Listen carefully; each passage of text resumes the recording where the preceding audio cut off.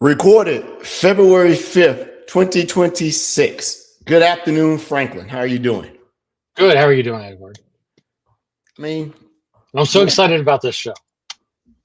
you're not gonna rib on me. I'm not gonna. I'm gonna stand up for myself in 2026. You're gonna quit bullying me on this stuff, right? But anyway, you doing all right?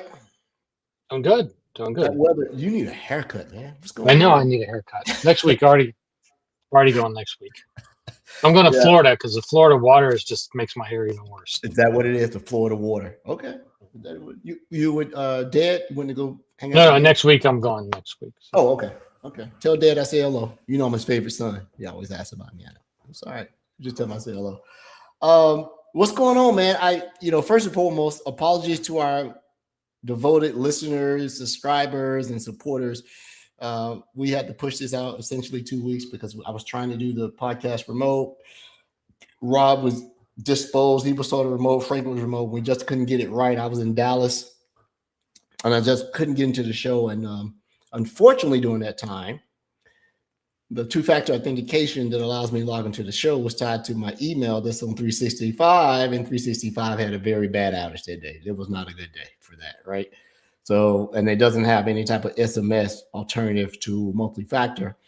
So what I did was... The bottom line is you didn't finish your homework, so you brought down two-factor authentication to give yourself 2 more weeks. Right, man. Is that the deal? That is the power of Edward. You have to be very, very careful with a swipe of my hand, right? Whole Eastern Seaboard has no internet. There you go.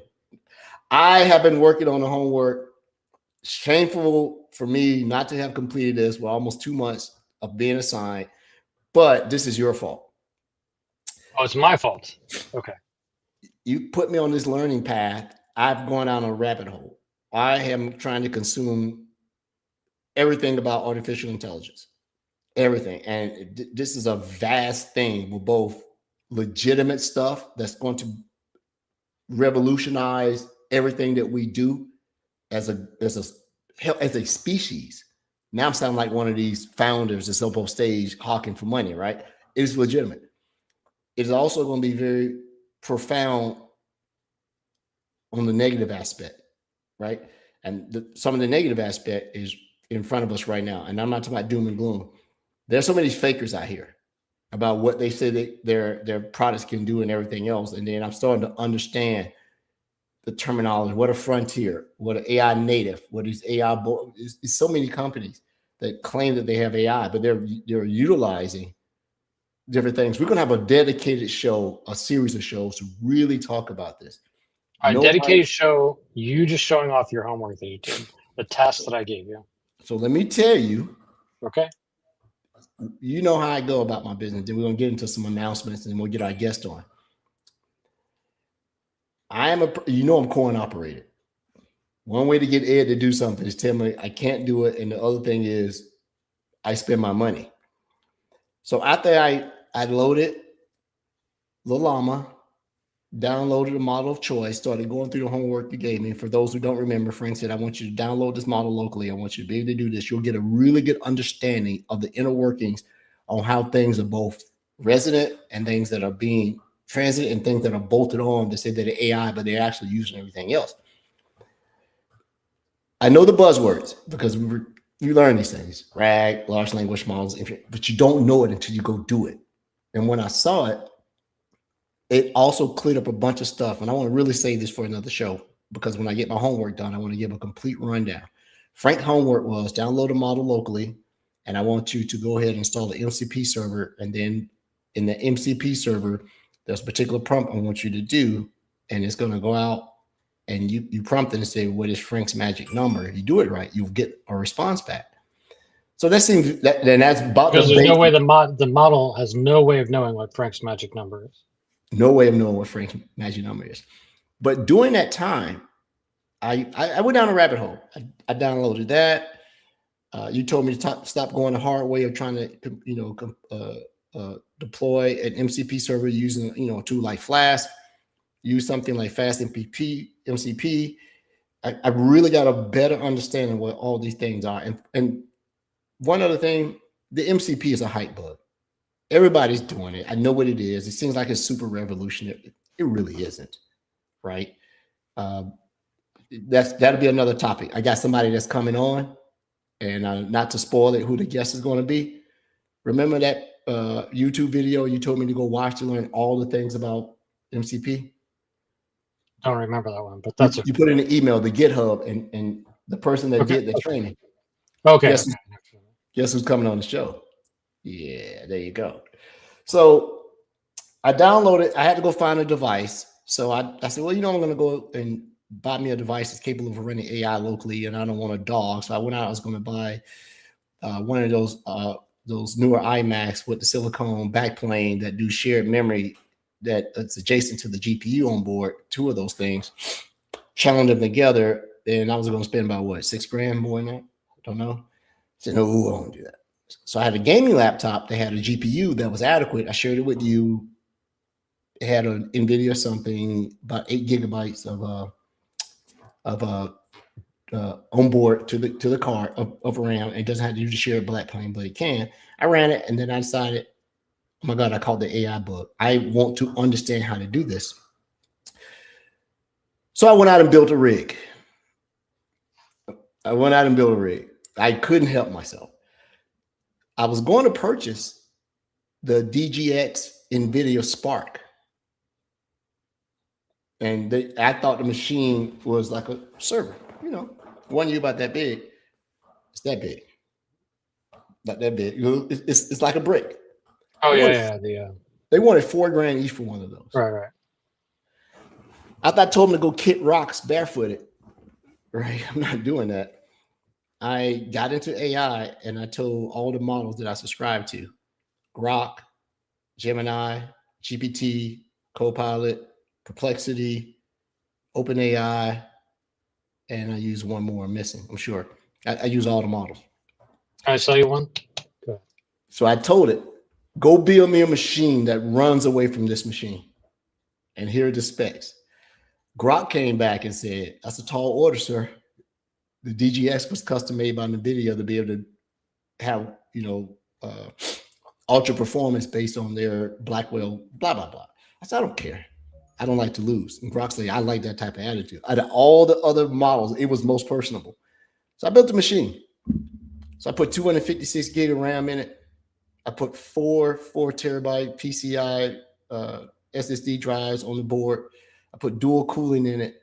I put 3 NVIDIA GPUs in it to go. I put a 10 gigabyte uplink with a usable 2.5 of that. I put 3 fans in the front, 4 on the side, and the fans in the back. It absolutely screams. You just have an entire new cooling system for your house that you have to run that, It's and I to smooth out the 120, because if everybody, I'm an electrical engineer by degree, 120 in your house is nasty. From the time it reaches the wires or underground, it comes to your junction board, your panel, you can get anything from 118 to 124. It's not so much the voltage, it's the sine wave. It's dirty. So it wreaks havoc on sensitive equipment. So I put a generator from the wall in front of it that smooths out the sine waves, so that I get a very smooth. How much does this thing cost you? My wife might be listening to the show.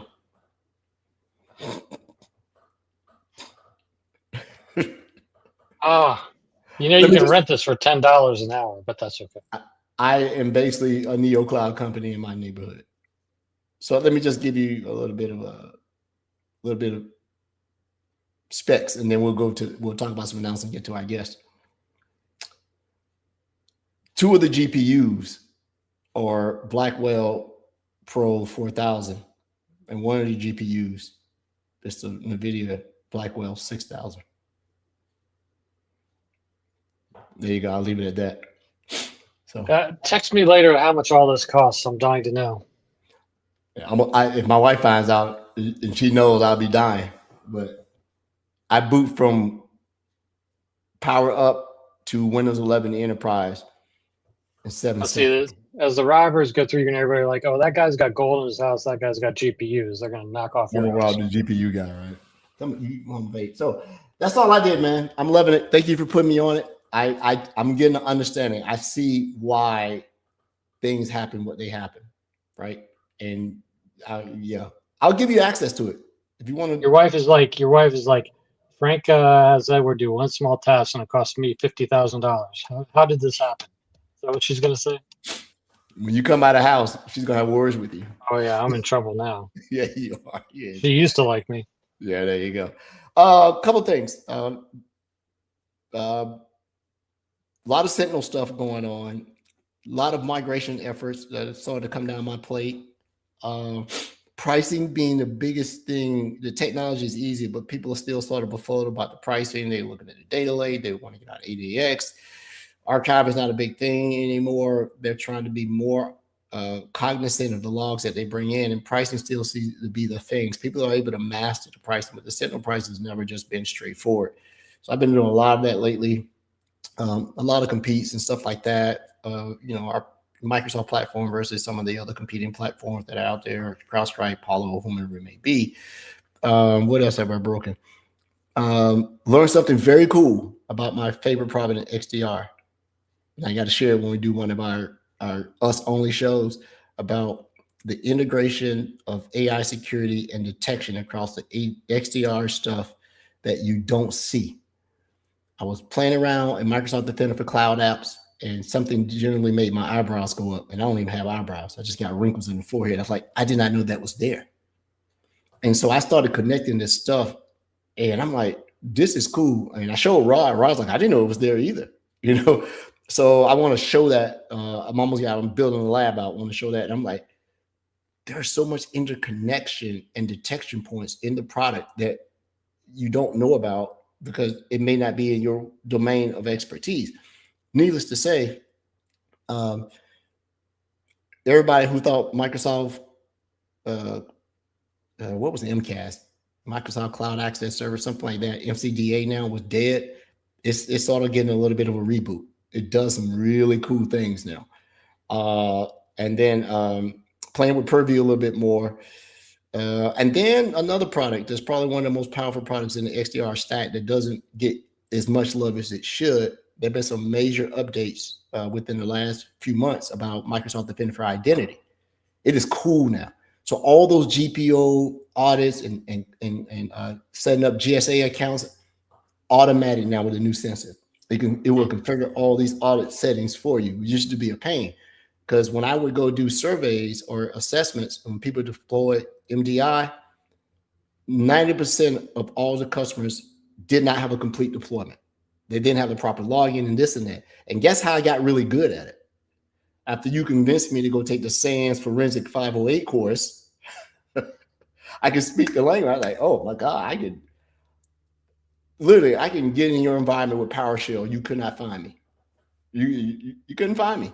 I don't need Cobalt Strike and all this other stuff. I don't need Mimic. I can navigate your living off the land. You would not see me, right? Unless you know what you gotta have logging. Gotta have logging. So that's pretty cool. That's all I got going on, man. What about you? Well, Microsoft released today a blueprint for, it looks like a new exam called the Microsoft Cloud and AI Security Engineer. So hopefully we can put that link in the show notes so people can go out and vote for what they think is relevant for this exam. I voted today. I did my survey today. I had to go back and really look at it. Please tell the people to make the selection process of the things you want it to be better. It doesn't scroll right. So I had to, but I made stay on topic. Stay on topic. So yeah, it's very interesting that. So my prediction is that AZ500 will be retired, and this will be the replacement for it. Yeah. So yeah, AZ is probably going to be sunsetted. We're not saying that's going to happen, but we can see the writing on the wall. This is where the roadmap is coming. That and that exam had a reputation for being hard for a little while. Yeah. Well, that exam was out before AZ700, which was the networking. So it actually had a lot of what you would consider should be an AZ700. So now it's just much more focused on what the security engineer will be doing. Mm-hmm. And of course, having the AI component that goes across not only Foundry, but Copilot and everything else. So it's not just stuck to Azure. Now, how do I know that? But that's okay. No. Other than that, man, let's go ahead and get our guest on. So Yep. We have some They've friends. been waiting 2 weeks. They've been waiting 2 weeks. So I'm going to go ahead and add two of our guests into the show. Welcome, Leonard. Welcome, Charlie. Hey guys. I've known Leonard very personal for a number of years. I know Charlie by that 2 degrees of separation. And I consider them friends of the show. We've, you in this arena, you stay in touch. But I'm going to let each one of them introduce themselves, what they do. How did I coerce them to come onto the show and talk about all things that's good in lock-based cyber? So, Leonard, Charlie, the floor is yours, man. Shameless plugs. Yeah, no, thanks, Edward. We appreciate the invite. Longtime fans of the show, so it's cool. It's one of those things. It's cool to finally arrive, be here chatting with you guys. I've learned a lot from the show over the years, so appreciate you guys doing it and all the cool stuff. And yeah, I mean, love AI, so that's something I can't wait for you to dig deeper into that. I think we'll touch on some of the things we're doing as it relates to SOC AI a little bit here today. But I guess by way of introductions, Leonard Voling, managing partner at Lock-Based Cyber. Lock-Based Cyber is a boutique Microsoft security firm. All we do is Microsoft security projects, right? We're a professional services org. So we engage with customers. It's going to be in a SIEM capacity, helping them deploy, optimize, operate Microsoft security solutions. That is a pretty big umbrella. There's a few gray areas. I think for us, it means first and foremost, modern SOC, for lack of a better word, lack of a marketing team. For us, modern SOC is the Microsoft SIEM and XDR story with some automation and some security copilot sprinkled in. We love doing those kind of projects. So that's really our bread and butter. But of course, AI is the topic du jour. So, I mean, we are getting deeper into Purview. We are getting into just AI security standalone. So those are things we're doing AI security workshops. We're seeing more and more Purview deployments. So that kind of stuff is happening. And then, the base layer of Intune and Entra. Yeah, we do that stuff. We love doing it. Usually it's an extension of an MDE project, but there's still plenty of projects that are either standalone Intune deployments or standalone Entra deployments. So we're still seeing a lot of that kind of stuff as well. But the company's relatively young, but we've had a great couple years growing the team. We boutique by design, if I haven't said that already. And what that means is we're always going to be small, and we're always going to be a team of senior folks, right? So strike team, I don't need to try to steal your old role, right? Global black belts, that's the kind of talent we want to bring to the table, right? Whoever you're talking to at the firm, I'll kick it over to Charlie here in a minute. He is the leader, the technical leader at Lock-Based. So when we think about the type of talent, the type of people, and yeah, I mean, if you're looking, call us. If you feel like, when you hear from Charlie today, if you feel like that's the kind of technical leader you want to roll with, and that's the kind of thing you want to do, we pride ourselves on bringing a collaborative approach. We pride ourselves on bringing an educational approach to our projects, right? So, our projects are usually one person. We don't back up a truck of 5 or 10. It's a single senior resource that knows how to communicate, that knows how to deliver, that knows how to teach, and that's the kind of the style we bring. So I'll toss it over to Charlie to do the same, and we'll keep going. Yeah, what's up, guys? It's been a while. Yeah, Edward, I think I've been with you in person more than I've had online.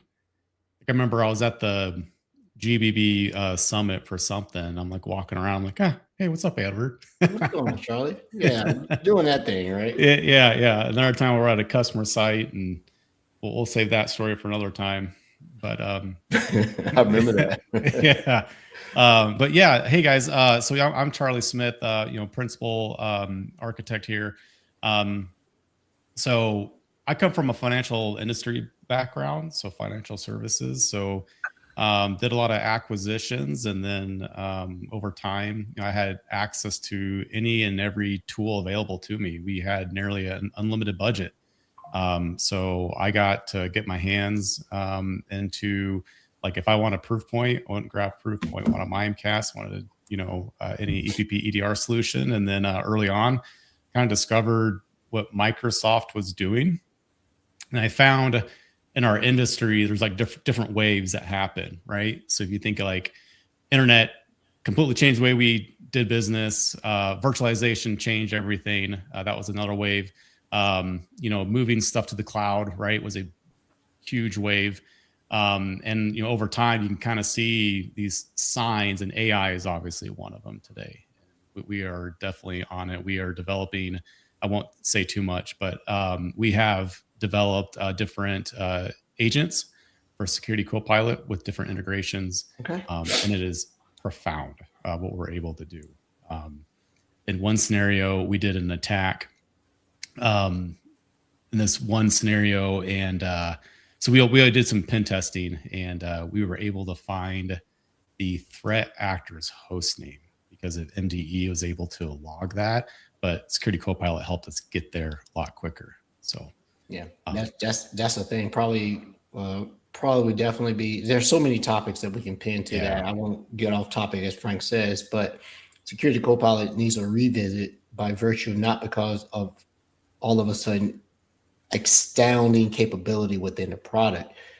I don't believe that was something that was necessarily hard to overcome. You just needed more adoption for it. But what hurt the adoption of it was the very obscure pricing aspect of it. Yeah. People were confused. SEU, UCS, USC, and I mean the USC in California, not the fake one in Carolina. And so I don't want any game cost mad at me. I'm just joking. You're a Navy guy, aren't you? You're a Navy guy. Yeah. And so Security Copilot now may have another chance to shine because of the allocation that enterprise customers may have. Anybody that's consuming the M365 E5 SKU is going to be on a rolling SCU injection into their thing. You'll get 400 SCUs per 1,000 users. I believe that's the number, right? Yeah.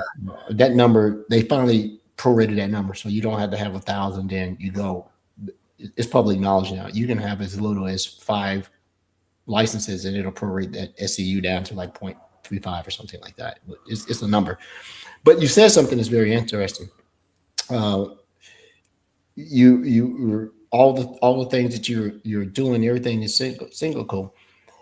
I've seen a lot of adoption of products around the E5 stack, and people bought it. But now all of a sudden, you're seeing that the purchase of procurement of the SKU is slowed down, and now you're starting to see the adoption and consumption of it. I need to use what I have because now you're starting to see a greater synergy between the bean counters and the security deliverers, right? The practitioners. And they're like, hey, we bought all these products. Yeah. We need to use these things. Sentinel's absolutely been on my radar lately because I'm starting to see things that had nothing to do with the capability of the technology. I'm seeing more of my opportunities being driven by financial considerations. We're the end of contract at this other thing, and now this thing. But when I get into this thing, which is Sentinel, the pricing drives people bananas. Like they don't know what they don't know. So you have to become less of a transactionist and more of a consultant to say, why are you bringing these logs in? Why are you doing this? So and so. The tools that Microsoft has, I get it. It's an effort.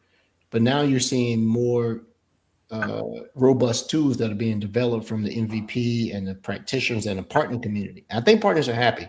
Microsoft seems to be very committed to let the partners figure that out, which is why we brought you guys on. You guys have a nifty tool. I ran it through its paces. I actually sent it off in a few things, emails that I've had. I'm like, go check this out. This is cool. We're gonna post it tonight. So tell us about this Sentinel pricing application tool that you have. It's actually pretty cool. Yeah, no, happy to, Edward. I think it's something we're really excited about. Like you said, Sentinel pricing and thinking about ingestion has been a challenge, really since day one. Obviously, Microsoft has made some announcements with Data Lake, and we're all in on that. I mean, in case it's not obvious to everybody, right? If you're deploying Sentinel right now, Data Lake should be a part of the architecture, right? So you need to understand it. And Charlie can elaborate on that. That's how important this is just as a technology. Now, when you say, hey, on top of that, we're able to simplify the licensing a little bit, the pricing a little bit, but there's still a lot of details, right? And what we did, let me go ahead and get this calculator shared out. I know you're going to get it in the show notes, but try to share a screen here. Leonard, this isn't Teams, so it's gonna be a little bit different. Yeah, you got to click on the little television screen and do all that stuff. Yeah. As long as it doesn't make me share my entire screen, that's what I thought there for a second. Man. Like, all right, we don't have the real estate for that. We don't have the real estate for that. Is the calculator showing up? Yeah, we see it. Yeah, so this is out there, right? You can get to it off of our website, lockbasecyber.com. There's a little button in the upper right. Click that, or obviously if you jot down the URL here, sentinelcalculator.lockbasecyber.com. It's available to anybody that wants to access it. So that was a really intentional decision, is saying, hey, let's just put this out there. Whether you're a practitioner, a customer, Microsoft, like anybody that can get use out of this, get value out of this, have at it, right? So it's out there for anybody. These little buttons are tabs across the top. So we'll start with setup, of course. Then we'll get to sources, architecture, and the last tab, the cost tab, presents a nice summary and lets you see where there's maybe room for optimizations, et cetera, right? But if you're walking up to this thing for the first time, you got to put in your user count, right? So we'll say, hey, we've got 10,000 users at Acme Corp, right? When I look at number of endpoints, this is going to say, hey, and we try to leave breadcrumbs, right? The font might not always be super readable, but hey, anything that's going to be generating, either running EDR, generating logs. So this should include my laptop, my user endpoints, and my server endpoints. I'll go ahead and say 12,500 there. The industry dropdown, this is just going to auto populate some compliance settings and or some retention settings, right? So we're trying to, this isn't just a sizing tool. This is an architect, right? This is Charlie's knowledge. This is knowledge from our senior Sentinel engineers poured into this thing. So we know all of the considerations you have to factor in when you're doing a Sentinel design, and that stuff's in here, right? So if I select retail, again, there's going to be some specific settings that go off in regards to retention, et cetera. So at the moment, I'm at 58 gigabytes a day, right? But there's a ton of knobs I can tweak when I'm thinking about Sentinel pricing. So the first one that I don't think anybody truly understands is the Sentinel data grant. We factor that in here. It's fairly basic, but we're making sure that that's known. The other thing you can get, and certainly every customer doesn't have Defender for Server, but if you own the Defender for Server, there is a data grant for that you can turn on or turn off, right? Depending on how many endpoints you have connected. Where should I put my Sentinel data center? Obviously, a lot of customers, they walk in, and if they have an Azure environment, they tend to default to that existing Azure environment. And this is available in the Azure calculator, right, on Microsoft's site, but it's not presented this way, right? It's presented in kind of just, hey, here's a price for this one, here's a price for that one. You have to kind of solve which one's the right one for me. So go ahead, Charlie. Yeah, sorry to interrupt, but like location is so important because it will radically change your cost. And some customers that come in and like, well, I'm in Central. That's where all my servers are at. Therefore, Sentinel needs to be in Central. And I kind of bring up like, well, why? When we think about server and architecture, right? We want to keep stuff close together. This is a little bit different. We're talking about logs, right? If a log is sent milliseconds quicker, is it a big deal? It could be. But so we typically lean towards, hey, put it in a region that makes cost sense, and that's often the East US, and that's where we default to. That's where most deployments get deployed, is in the East US. So let me say something about that and get the floor back to you guys really quick. Default and disclosure, I am a Microsoft employee, and my opinions and opinions of my guests expressed on this show don't necessarily represent that. But I agree with you saying. I've had to go in and convince some people to really get out of their centralized or closest to the wire type of mentality, because one thing that I'll say is that you need to be super cognizant of your design architecture in the cloud, especially when it comes to this, when you talk about the data lake. there are capacity issues. And I'll stop right there and I'll let you guys elaborate on that. When you choose your region, you need to say, am I going to be a consumer of the data lake? And the reason that's important is going to be a subsequent show that I'm going to bring up. I'd love to maybe have you guys come on as guest experts. You'll notice that Microsoft issued a public announcement that the final transition from the Sentinel portal from Azure to the Defender portal has been delayed until 2027. We'll talk about it on the show. It has huge implications on how you go about your business when you design Sentinel. But go ahead, back to that. Yeah, well, it's a great call out, right? And to be clear, I mean, there's a lot of moving pieces still with Sentinel, right? The announcement you just called out is key. I know a lot of our larger customers were really nervous about that transition, excited and nervous, right? And then even something like data lake query usage. We don't have 100 deployments we can point at and say, hey, here's our honed, right, best practice. But we do have our initial thinking, factored in here, and we don't think it's going to make any decisions, right? But we want to help our customers think about it. And to your point, right, there are some implications, when we think about, data lake isn't just storage. There is a query element to this, right, that you have to factor into the architecture, as well as the price, right? So, we can throw a number in here, 100 queries a day, and we can see a number associated with that. But again, at the moment, we're still dialing in, okay, firsthand experience. What is this going to be for a 50,000 seat org, versus what is this number going to look like for a 5,000 seat org? But just to keep rolling along, there's a lot of detail. You do have to read the directions. I know, us males, in cybersecurity and dominated in this industry, love that we have others kind of joining in, women kind of joining into this field more and more every year, but we don't read the directions, right? So that's one of the areas where we can use some help for sure, among many. But you got to read the directions. So this is going to help us scale the connectors. So when we think about how many AWS accounts I'm going to pop into here, how many Azure accounts? 5. If I say, hey, how many things, IP addresses behind a firewall, these are simply things that are going to turn the knobs for the connectors. So you should see the daily volume number up here in the upper right, going up, right? When I say on-premises servers, this is going to affect, my syslog ingest. I think earlier I assumed I had 2,500, right? So these things are going to impact, the numbers, the ingest, right? So I won't go through all of these, but a lot of detail here. And then down in the compliance, again, we've selected PCI based off of it being a retail customer, but you can check whichever compliance you need to. You can add or remove, kind of recommended log sources. These are our recommendations that we're saying, hey, based off of what you selected, obviously I can one at a time select or remove these things, or I can just go ahead and add all 7. Now you saw that number, jump up quite a bit, right? But I love the guide here, right? We haven't got into the sources yet, but it's helping you as an individual.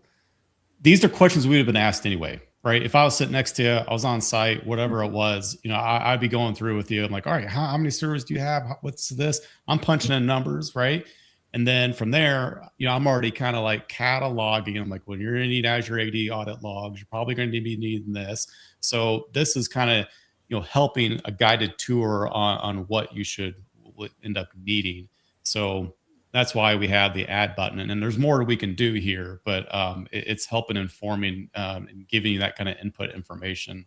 Yeah, as we go I see along. this as a huge empowerment thing for the customer, because while the Sentinel account lead is out there, it is, you're in a room and you're not talking to anybody but yourself. But when you can use this tool, partners can help customers go through this, but eventually you still come back to whoever your account representative is in Microsoft, and the way they do numbers and the way you have these raw numbers, you have to find what is the truth, right?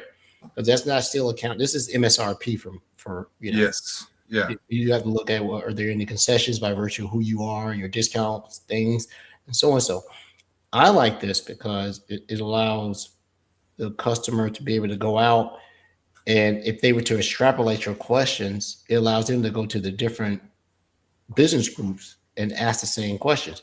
I'm seeing more and more security companies, especially the security companies, more and more large companies do bill back to the business groups. You want me to bring these logs into this, and this is not really a security thing. I need to bill back to you as a business group. And so being able to get you to tell me what you're bringing in helps a lot. Now, this is 90% of the use case is going to be to the security group first and foremost to bring this in. But I've seen companies that have huge amounts of tenants that operate very autonomously. It's like they're separate businesses. That drives me bananas, right? Because I got to ask the same question 1,900 times. But if I can go back and sit here and say, go use this tool, give this tool to someone else, go, contact lock-based hybrid, and you got to have a more consultative approach to it now. I stay away from the log ingest side these days because that's an easy thing. I always ask the question that I love this here. Why are you bringing Key Vault in? Why are you bringing NSG logs in? Why are you bringing Defender for Cloud logs in? And so when they check these things, I make them give me something, a validation of these logs have actual value in your security operation. So, and it's pretty. It's one of the more softer things. I don't feel like I'm giving my life away chicken on these buttons. So I like the color scheme. Oh, and one other thing, I had a joke when we did the podcast years ago. The instructions to men in this field is a troubleshoot manual. We never go to it until something's broken. Yeah. It's the truth. Yeah. And that's the thing. There's details. And talk to an expert. We added this button in. We're happy to spend, 30 to 60 minutes just sharing our perspective, right? Like I'm not doing this justice to where Charlie or one of our senior engineers would do, going through this with their real world perspective, so definitely encourage folks to think about taking us up on that. There's a lot of details here, whether you read the instructions or get kind of somewhere close. But if we go next here, continue to sources, this is where we're going to go even deeper. Each of these nodes has a bunch of detail hidden underneath it. So if I click into like Defender for Endpoint, I can, with a fine-tooth comb, decide what I want flowing in analytics and what I want in the data lake, right? So, we're making some recommendations by default, but I can turn certain things on by default here, right? I'll just grab one, right? So actually, maybe I'm misremembering that. Add the source, and then I think at some point I can change that. I'll have to double check if I'm. It's on the next page. But, on the next page, okay. Yeah. Thanks, Charlie. But so we have some perspective on what should live where, and again, now with Data Lake, that's a huge component. But we're kind of showing what we think the default should be for each of these. So for each source, I can go in, evaluate that. Yeah, please, Charlie. Yeah. So one of the things there's 4 questions I ask every time for a log source, right? Like it's the same ones every time that helps shape this. Question number 1 is, are we bringing this in because of compliance reasons, right? Is there some regulation that we're trying to satisfy to bring it in? Yes or no? That's a pretty much dead giveaway. The second one, right, is are we bringing this in because we can do detections on it, right? So Leonard, if you want to go back to that one that we were just on, and that kind of helps answer some of these questions, right? So we kind of scooch down here a little bit. So on the left, right, it says analytic tier use. This answers that question. Like, can we do detections off of it? Yes. But is everything that we're bringing in for detection reasons? No. That asks the next question, third, which is, we bring in this in for enrichment. If I would have had this, would have helped me during an incident, or helped me make a decision going from, okay, got an alert, it's suspicious, but is it malicious? If I would have had this data set, that would have been really nice, but it's high volume. I don't really want to put that in our kind of analytic tier, like the hot tier. I just really need this when I need to query on demand, right? And that answers that question. And you might be asking, what's the 4th one? I love the 4th one. Why are we bringing it in if we said no to all of these? Doesn't meet compliance. We can't do detection. We can't do enrichment. And the question is, why are we bringing it in? There could be an answer to it, but that's how we approach this. Yeah. Can I ask a question on this? Because Yeah. I saved it for this because I did go through the tool. I'm playing around with it because I rebuilt out my entire Sentinel environment. Frank, you probably saw that our lab was blasted to atoms. That was me. Sorry if I didn't tell you. I rebuilt everything. You were referencing basic logs. Help me understand if basic in reference to the basic log capability, or basic meaning the type of log personality. It's the pricing tier basic. Okay. Is what it's for. Yeah. So for those on the recording, for whatever reason, when we ingest logs into Sentinel, right, it's we've had the option to do kind of more of a hot tier kind of analytic, and then more of a cost-effective option, which is basic. And that's what we're kind of referring to. And with Data Lake, right, that really changes how we go about this as well. But basic is that pricing tier. Okay. The table. Yeah, I look at it, and I think I shared the link to this, and someone hit me back. One of the customers I referred this to. I'll see if they followed up with you guys. They're like, "We thought basic logs were going away," and I'm like, "Who knows?" I only work. I don't know what's going on with it. But they like, well, Data Lake seems to be the future path for all things that you do going forward. So to our listeners out there, the basic logs is included in there because it's still an option within Microsoft as a repository of your logs. But understand that there are going to be some roadmaps here announced next week. They may sit here and say that that's not really part of the future roadmaps here. So I'm not sharing anything out of band here, but yeah. But I had a customer or someone that I sent this to ask me about that. So they're like, "What do I do basic? Or do I do Data Lake? I don't know yet." I'm like, "Do Data Lake." Yeah, it's a great point. Sure. I mean, we're going to try to keep the tool updated and tracking with Microsoft. But like you called out earlier, right? The pricing, Microsoft controls the pricing. Microsoft obviously controls when some of these like basic, kind of come or go or end of life. So yeah, we'll do our best to update. For now, it is an option. I don't know that I've seen a scenario. So I'll real quick, right?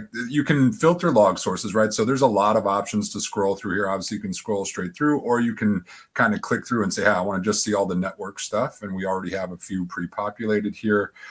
But if there's something else I want to add, I can go ahead and add that. So hopefully folks understand, right? Like this is filterable. I can select whatever I want to bring in, and then go to the architecture tab. Right. So now this is where I can't remember one of these. I've seen us light up the basic tier here. Right. It is there. But as folks work through this, they should see, on the left here, all the log sources they've selected or we've selected on their behalf. They'll see kind of our logic applied to what we think the breakdown should be between analytics and data.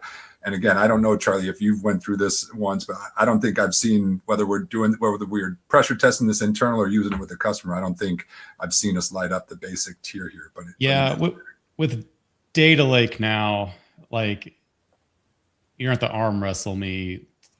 There can be use cases, but there's so much more benefit to Data Lake from a threat hunt perspective, right? Mm-hmm. Because that's one of the reasons why I would go after basic is for that threat hunt, right? I found something, I need to query a bunch of data. I can't do detections on it. That's what it's for. But with Data Lake, right, there are some other significant pros. And I think Frank came off mute. Maybe you had something to add. Yeah, I mean, you might as well forget about the basics. Just go to the data tier, the KQL, multi-table. The limitations that you had before is just not worth it sticking with basic. Yep. So just go Data Lake. Yep, I agree. Yeah, we totally agree. So I don't think anybody working through this will see stuff going to basic. We'll keep it there until it's decommissioned. But again, you do as we drill into this, you can configure the tiers yourself. So we're trying to bring our expertise to bear. One thing I've learned throughout doing this my entire career is every customer is a snowflake. Yes.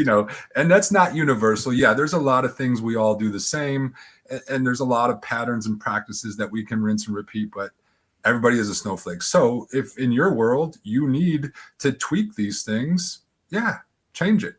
Change that to Data Lake, right? And we're trying to make this as custom as possible, while also giving people kind of those core best practices to leverage on. You made an excellent point, Leonard, on that, because while this looks great, a lot of users will consider this a tool for Greenfield. This is an excellent tool to justify how you're doing business when you're ready to transition, right? Yeah. It's not just a migration to Sentinel. I'm running Sentinel. I've had it. It's stable. I need to go back and revisit my methodology and my mindset about what I'm doing. And oftentimes customers don't do it because if you go to Microsoft directly or someone else, you have to overcome the art of the deal. They want to start talking, selling, and so on, so on. So no. I need rationalization of how I'm doing business now. And if you want me to transition over, this is what I'm using. I need to move it. I love this as a consultative tool. So I can go in and say, let me look at your environment, do this, so on, so on, so I put it in, and now I can come back and ask those questions that are very basic. No pun intended. You actually have some log tiering going into this. One thing I'll share with you that was a win on this, I can't share the customer name. I used this. He quoted me. I used this tool and I did not know we had multiple workspaces and I could not figure out where the data was going. Someone had stood up a workspace and they were splitting the data off. I'm like, how did you not see this? Which also goes back to what I'm going to talk about in this multi-workspace unified portal thing. I'm like, oh my God, you're right. You can't see this. Your permissions don't allow you to do this, but the logs were going there. And so he had the tool. He took this and he went back and said, hey guys, did you know we had 3 other workspaces that we're dumping these logs in from application stuff? And they like, I didn't know that. He said, I would have not, it didn't detect it. It made them ask the question. Yeah. And when they went back and they saw that, and they went back to permissions, subscription and stuff like that. So I'm like, man, this is actually pretty cool here. Can I ask a few questions? I have to admittedly say that I was answering questions in chat. So if you cover this, I'm sorry, and you can tell me to pay attention next time. So the new Defender for Endpoint custom connector where they're like, hey, send all this data off to the Sentinel workspace. Are you guys covering that? Yeah, I don't know if we've factored that into the logic here yet or not. I don't know, you know the answer to that? Yeah, if you go to the XDR connector, I can't remember if we have it. We factored in some of it here. One of the tricky part for like MDE specifically, and maybe Frank, you know, this is what you're maybe going towards. So like maybe you weren't going here, but MDE is fun when we're ingesting logs because with MDE, right, there's device events, there's file events, and all these other ones. Well, in the preview portal, right, there's a feature you can add. Well, I don't think it's preview anymore. I think it's production, but you can increase the fidelity of the signal, which then will skyrocket your MDE ingest as a result of that. We haven't added that in here yet. It creates the custom tables, or I forget what the table names are now. It creates the Sentinel and sends it over. Yeah. Well, that's been out for a second where you expand the data connector and then you can choose individual things from certificates to device info, network info. I think you're talking about that. This is something they just announced at Ignite where they have custom data collection, which of course you could do in Sentinel all along. But now they're putting it out there, and so you have duplicate table names where, you know, say device, whatever, then you have custom device, or I can't remember the names right now. It's too late in the day for me. GitHub Copilot training. Somebody sent something out, some MVP that allowed a KQL query to look for duplicate tables and something like that. But you sparked something else to make my mind come to it. Like when you're in the Defender portal and you're looking at the analytics, the data collection inside the portal, definitely take a different look. Open up the Sentinel, and there's a way that even if you have been migrated over from the Azure portal into the Sentinel portal, you can still go back to the legacy and you can see both of the data connectors, right? And there's not parity in between those data connectors. And I could not figure out why, but now I know why. But your tool helps users sort of figure out what that transition looks like going to the Defender table and doing a validation. I like your tool as a trust but verify tool, so you don't get any surprises. Definitely when you have a change in leadership, and the first thing any leader wants to do is cut costs. That's what they do. do that. So 2 more questions for you. Yeah. So there's probably 3 questions now. So do you have something like, hey, the other question is sysmon, right? Oh, yeah. Okay. Do you have something in there for that saying, hey, listen, you actually want to have greater collection than what's being pushed out from Defender for Endpoint? Do you have anything specific for sysmon for like the standard configuration? Yeah. So we were trying to walk a balance of not making this too technical. And maybe, Frank, this is where you're going. So like for the folks that didn't know, Yuba is a good example because that's compatible with different data sources. One of them is the security events table. Well, if you look at Yuba and what it is able to kind of tee off of to enrich some of that user entity behavior, is some of those sysmon processes as well. So with the tool, we were trying to walk a line of like, man, how technical do we get where we start talking about event IDs and if we did, then how do we explode that? So today, not at the moment, we're not including sysmon. Because there's standard things like the U.S. government says, here's the standard configuration for sysmon. Do you, I guess you don't do anything with DCR trimming, converting stuff before it hits and dropping stuff. You can not say, with this tool. Okay. Not yet. And so I'm sorry, how does retention play into this when you're thinking about this from the Defender? So the screen that I'm looking at is really small. So these are just little blue, that's why I keep going like this. So these are just little blue boxes for me. So I'm looking at myself. So sorry about that. So tell me how retention plays into calculations. So a couple of things real quick, right? So one, this is software. So like the curse of every software, right? We got to maintain it. And so I think both those points that you related, whether it's enhanced or custom MDE logging, or whether it's some of the sysmon stuff that's now being advocated for, right? We've got to get that folded into the tool. To Charlie's point, we want it to be at the right altitude, but this is a technical tool. And I mean, so we'll get that in our backlog, right? And we'll get those things put in here. And I would expect at some point you'd be able to come in here and turn some of those knobs on and off for those things. Yeah. Go ahead, Lynn. I'm sorry.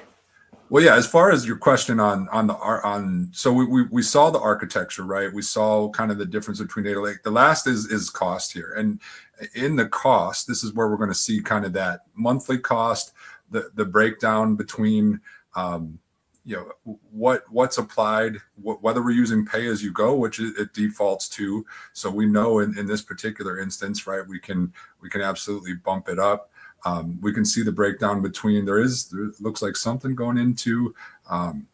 So this is the retention. That's one of the things I was looking for here. And I think Charlie was trying to jump in here before. I just wanted to get to this tab and he can kind of weigh in on retention, but we are based on them selecting PCI on the first screen, right? That PCI is the compliance. We have chosen a default retention and you can see, right? 90 days for analytics, a full year for data lake and 30 days for basic. But Charlie, did you have something else you wanted to make sure was called out there? Yeah, and open to feedback, obviously. It's trying to walk that line of giving directionally enough information where we can kind of get a good idea of like how the data, what your cost is, and where we can have some savings as well. I think Edward kind of mentioned it. It's like, I mean, I can kind of pre-input what I'm doing today, but what would it look like if I took this and more of into a data lake? How much are we going to get back? Because that's one of the questions I ask too is, I think as a security practitioner, I'm always like, I need that log. I really need it. What are you going to do with it, Charlie? I don't know. I might need it. And then you go back and say, okay, well, let's just hypothetically go through that really quick. So we know that this log generates this many events, which is equivalent to 4 KB or 8 KB, whatever it is. Do the math. That's $12,000 a year, right? And you can say, is it worth $12,000 a year for analytic tier? Or we put that over here in basic. And no tool, no matter who deploys it, is actually going to be 100% fidelity because you don't own the pricing aspect. What you're trying to do is take what is being delivered from the owner of the particular solution. And it changes all the time, the meters and all this other stuff. I would say, to keep the tool highly effective as it is, but a minimalist in asking questions that go into detail, because it can become onerous.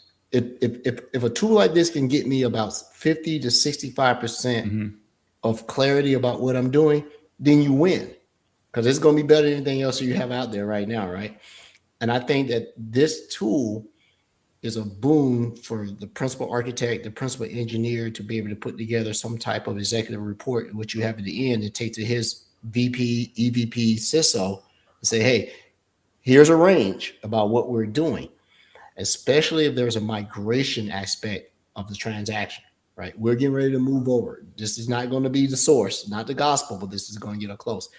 I would have one recommendation for your tool. Please. Very much so, somewhere in there, you're talking about you taking feedback. It sounds like you're probably taking feedback from that actual customer professional interaction. I would make the feedback and request for features very prominent on the page to say, your best ideas are going to come from people like Frank that goes, hey, can you do this? And just reply back, hey, we believe that this is probably, this would convolute the mission of the tool. Thank you for this. But if you try to incorporate everybody's little nuance, you can't win. Yeah, that's good, because we wanted to keep this free, right? We didn't want to paywall this. We wanted something that anybody could use. And when we make it free, right, question is like, how do we get some of that feedback as well? So yeah, thanks, Edward. I appreciate it. So the bottom line is you're not guaranteeing this with a do not exceed number. You're not guaranteeing that. I'm just checking. So you've seen that on proposals before, I'm sure. So no, this is very important, because this is something we discuss all the time between SC100, the security architect, the SC200, and now AZ500. So yeah, I mean, this is something we talk about in SC100, something we've been pushing for a long time to really map out what you need, how much it's going to cost you, and what's your return on investment, and what are your compliance requirements. So I think this is very, very important. Yeah. Can you do a favor for those who are going to go back and listen? I know they're going to go look into your links. Click on the architecture button really quick. Yep. And so very pretty. It is. And so I like this because it gives you a very basic fundamental understanding of, here are your log sources. They're going to a DCR transformation. I think that probably if we were to flesh out a little bit around the DCR transformation, some customers go, I know what DCR is, but what does that look like? Especially where you can do stuff like specific table exclusions. You can do table level retention, things along that line. That would be one of the other things. And believe me, I'm not making this up myself. This is someone that I sent it to.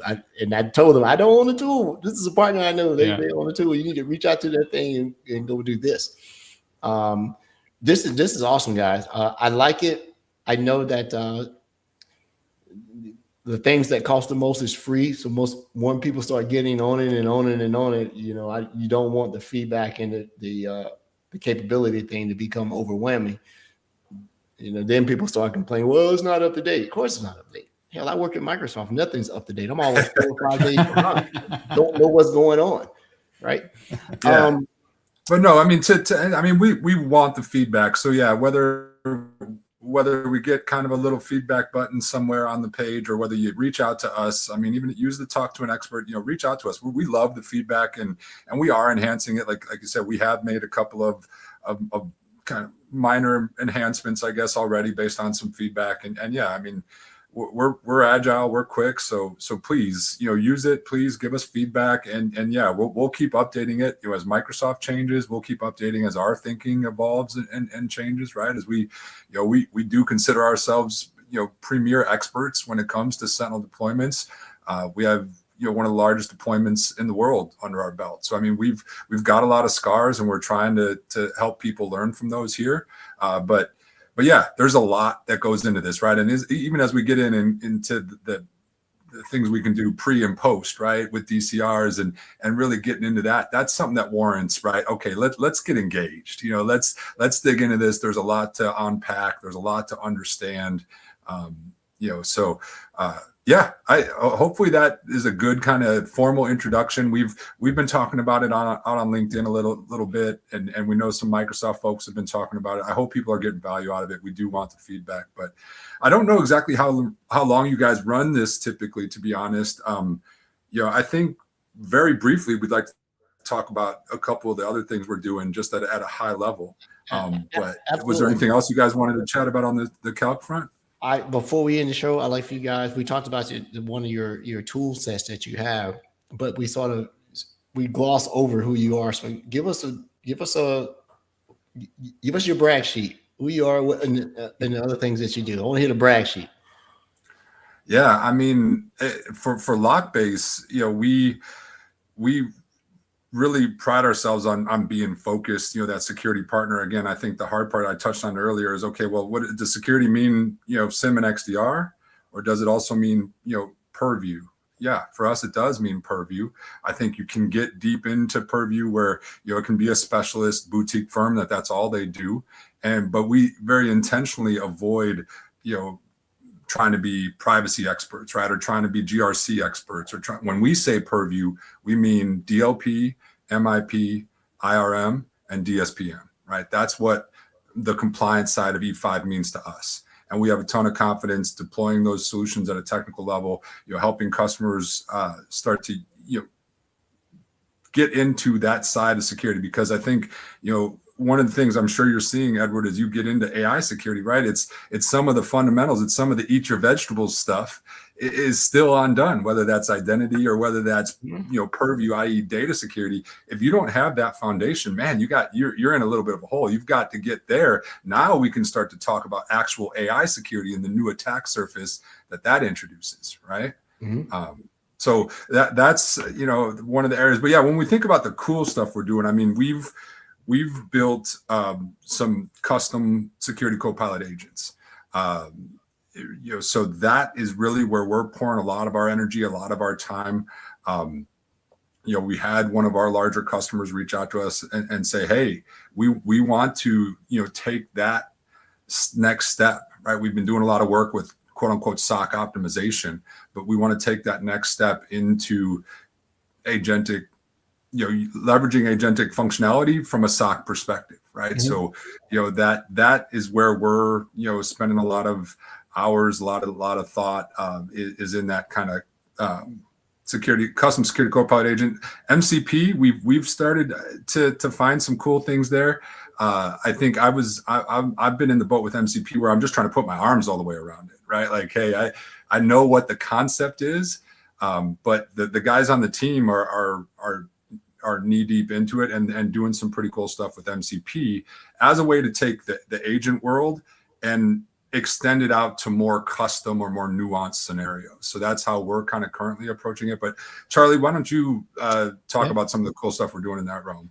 Yeah, I mean, our DNA, if you want to talk about bragging, this is a silly brag, but in December, we bought our team Flipper Zeros, right? You could do a gift basket or Flipper Zeros. So we got Flipper Zeros. Yeah, okay. So I mean, that's who we are. We spent time on the SOC. We've trained SOC, so we understand deeply the MITRE ATT&CK framework. We've done pen testing. So when we're talking about what these tools can do, it's because we're coming from a place where we tested it, right? It's here you go. We were prepping for a pen test, and we were doing our lab environment first. And I was doing an adversary in the middle attack. So email phishing comes in, the user clicks on it, right? And we're able to kind of steal their session token and kind of parade as them. That was the intent. And a week prior, I enabled some new settings in our lab tenant where we said, hey, if you see some suspicious behavior, go ahead and take action on it. Like, go ahead. And so here I am, a week later. I slept since then, and I'm doing the attack, and I'm like, man, I'm cruising. I'm moving along. And there's different techniques you can get a phishing URL in. And so I got it in, and the user kind of simulated clicking on it. They clicked on it, and all of a sudden, I got the token. I took it and tried to use it, and I was like, it's not working. Like, what the heck's going on? Like, I've done this many of times. Like, I know what I'm doing, and it wasn't working. And I was like, dang it. So I'm like, all right, well, it's a lab environment. Maybe something changed. I go in the lab environment, and I see the incident that was triggered for what I was doing. And it said, credential theft detected, sessions were revoked automatically, and count was already disabled. I'm like, oh yeah, that was last week when I enabled that. I've done that myself. When you go back and go, I've made it so secure that I can't do the things. It was so quick. I thought my lab was broken, right? And that's who we are, right? We really pressure test things. So kind of like, hey, bragging, and we talk about like MCP, like what are we doing with that? How do we really threat hunt with that? I had a customer that pushed back that said that while that's a good thing that your platform, that Microsoft's platform is doing AITM, ours, and all this other stuff, they were worried, but it would be hyper aggressive, and it was if it inadvertently quarantine a server workload entity, that it could be disruptive to their environment. I said, well, look at it from this way. This is going to expose that you are not doing the best practices, because a lot of these things are based on identity as being a toehold. Who is logging onto your server, browsing and doing these things? Yeah. You need to have managed identities, right? You need to be getting off service accounts that are embedded into your code because it's easy. And so when it does this, think of it as not that this thing was over aggressive. It highlighted of the efficiency in the way that you access critical resources. And people, I saw that went through a customer thing, and they literally were logging on with identities that were tied to biological sources with passwords and no MFA, because they hadn't really made the transition over to managed identities. And now they're still trying to adopt AI and use it. I'm like, whoa. You are not ready for this right here. And so I think that lot-based cyber is in a great place because the consultative about AI, particularly around agents acting as operators in your environment, is going to be super critical. Do not think of them as anything other than another person that makes bad mistakes. If you start looking at them as automation entities and compute entities exclusively and think that they're always going to be right, you're going to be doomed. Think of them as something that you put in that doesn't sleep but still makes mistakes. And so I'm starting to see that now. I started playing around, but we can talk about that another thing. That's Frank's area of expertise, not mine. But this has been really good, guys. I'm a fan. I rarely extend my reputation out, right? It's like your credit score is hard to build. It's easy to mess up, but I would definitely pub, log-based cyber, both of you guys, I know your skill set. I know if you're in front of a customer, you know what you're doing, right? I believe that you're in a great place as far as that. Customers looking for more boutique, hand-holding, not big companies now. I'm seeing it. I need you to put somebody on here that I can go talk to, right? Because every time I call the phone, I get a different person. That's not cool. I want someone that if I go down in flames, you're going down with me. Yeah. And that is the thing that is being prevalent now. Big companies, medium companies, and they're in my market analysis is the small to medium-sized corporate and SMB is right for people who have this massive enterprise skill set but can still come work with me. Because budgets are getting tight, and I need to be able to do this. And you don't have to kill your rate. Now, Frank is not cheap. I'll give you that. He charges me, and I'm his best friend. There you go. You're welcome to always come back on the show, guys. If you want to come on and co-host, you want to come on and make announcements to what you're doing, that's fine. You have an open invitation that when we send out, Frank, we're doing partner month in April or May this year. I don't remember. I just show up. I'm not sure. I don't know. So you guys will have an open invite where we do a month of only partners. So it's like the Hunger Game for partners. Come in and show your stuff. Yeah. Do it, right? No, thanks, Edward. We had a lot of fun here today. I mean, we'd love to come back and talk a little more specifically about custom security co-pilot agents, what we're doing with MCP. I think that could be a big one. And then, yeah, I mean, I'm eager to watch you on this AI journey. I mean, I've been out there trying to present, locally at small venues, just my perspective on just what are we talking about? When we're thinking about AI security. And I think that's an area I would love to come back. And especially with Frank's specialty there. I mean, it's kind of like DevSecOps, 2.0, right? We've got a lot of people to get in the boat, and we're speaking different languages. I think Fabric shines a big spotlight on that, where we've got these different perspectives coming together, and there's a lot that we've got to learn. There's a lot we've got to kind of shoulder up with these other teams on. So I'm excited about that. I not blowing smoke up Franklin's, but if you really want someone to mentor you and give you the path to understand this without the marketing and vendor hype, go to Franklin. He'll tell you. He's put me on a learning path. It's irrelevant of who makes it. Once you know how paper is made, it doesn't make it. It doesn't care who makes the paper, right? I know what it takes to make paper. He's cost me a lot of money. Well, yeah, I was gonna say, if it ends up with me buying a generator and 3 NVIDIA GPUs, hold on a second. Have a place to sleep. I got him away from buying the Mac, and then I'm like, hey, look, look at how much memory your GPU has. And the next thing you know, he's buying 50 GPUs, and I don't get it. So I would definitely give you guys access to be able to do it if you want to do it. I am going to rent space on this thing. It is, you get your chest on it, man. I got it. Yeah, I think Edward's going to need a place to live after his wife finds out. She just came home too. She's not chopping the door down when I asked just now. I gotta go cook dinner. Guys, thanks so much to all our listeners. Rod will be back in the next one. We'll be back in 2 weeks. While we won't have a show, but every other week, we will be posting on our podcast website on a weekly basis with updates, announcements, things like that.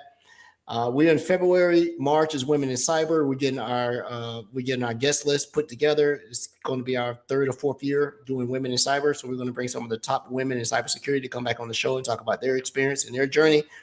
I think that April is probably going to be tech heavy month, where everybody that comes on has to do a demo, no PowerPoints, no talking. And then May is going to be partner month, and Lockbig Cyber is going to be one of those. Ironically, the qualification to be in partner month, you have to have a security co-pilot agent. That's the thing. So we'll have James Key back on from Microsoft, who's the principal program manager for Security Copilot, guest of the show. I'll let me, James, give me some love. He's going to be a guest host on the show, and we're going to have fun. So to everyone, have a good one. Thanks. Have fun. Stay warm. Do all the things. Don't go out and spend $50,000 on a rig. Yeah.